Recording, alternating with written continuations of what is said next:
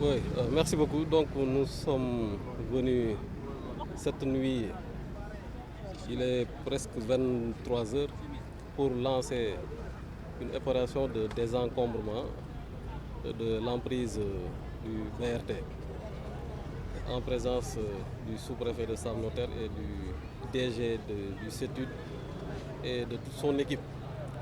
Cette opération est due à la volonté du CETUD de procéder à des essais statiques, donc des bus, ce qui rentre un peu dans le processus de mise en circulation effective des bus rapides de transit.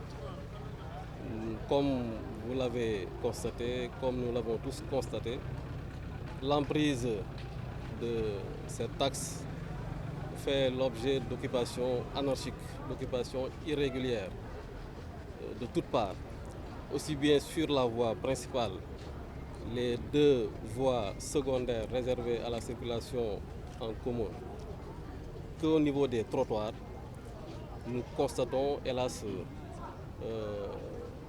une occupation irrégulière, une occupation anarchique. Nous constatons la présence de tabliers, de kiosques, d'excroissance de construction de balcons, bref, d'installations de toutes sortes qui ne sont pas compatibles avec les exigences d'esthétique, mais aussi et surtout de sécurité qui doivent entourer donc, la mise en circulation des bus. C'est donc pour combattre cette situation et en vue de garantir le bon déroulement de ces essais que le CETUD donc a entrepris de réaliser ces opérations que nous conduisons ici dans notre département. Mais ces opérations-là ont été précédées d'une action de communication engagée déjà par le gouverneur à travers un communiqué qui a été largement diffusé.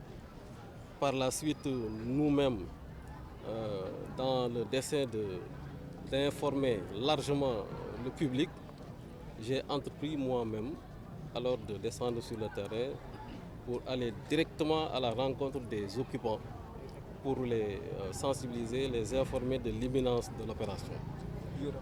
Et par conséquent, nous estimons que cette opération qui, comme vous le constatez, vient d'être lancée dans de très bonnes conditions, nous osons croire qu'elle se déroulera dans les meilleures conditions pour que, in fine, le résultat escompté alors soit atteint. Pensez-vous qu'il y aura un suivi pour que les déguerpis ne reviennent pas à la charge?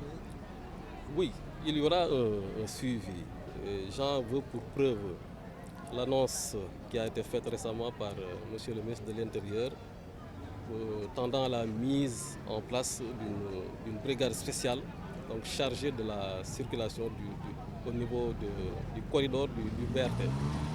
Donc la mise en place de cette unité spéciale sera à coup sûr un élément extrêmement important pour assurer un suivi et une durabilité des actions que nous venons d'entreprendre. Mais je pense que le meilleur acte ou la meilleure action de suivi ou la meilleure attitude consiste plutôt pour le public, pour les populations, à se garder d'occuper de manière irrégulière alors les emprises de ce joyau que constitue le BRT. Donc, je profite de cette tribune pour lancer cet appel. Un appel au civisme et à la citoyenneté. La voie publique est une voie qui est par définition réservée à l'usage de tous. Par conséquent, nul ne peut se l'approprier.